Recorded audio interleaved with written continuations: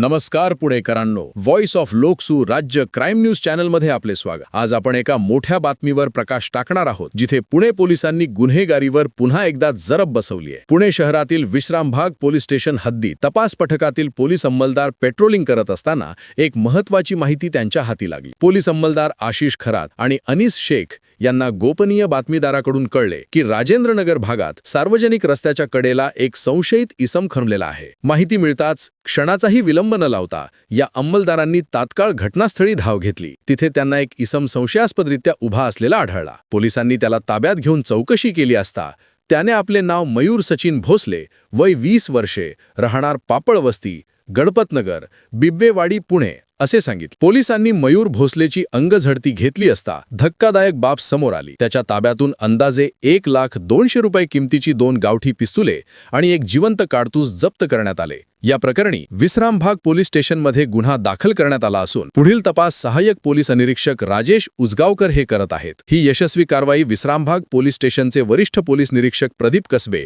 आणि त्यांच्या पथकाने कामगिरी फत्ते केली। पुणे पोलिसांनी पुन्हा एकदा दाखवून दिले आहे की शहरातील गुन्हेगारांना त्यांची जागा दाखवण्यास ते सक्षम आहेत। तर ही होती आजची विशेष बातमी। व्हॉइस ऑफ लोकसू राज्य क्राईम न्यूज चॅनल पाहत रहा। आजच आमच्या चॅनलला फॉलो आणि सबस्क्राईब करा। आम्ही आपल्यासाठी अशाच महत्त्वाच्या बातम्या घेऊन येत राहू। धन्यवाद।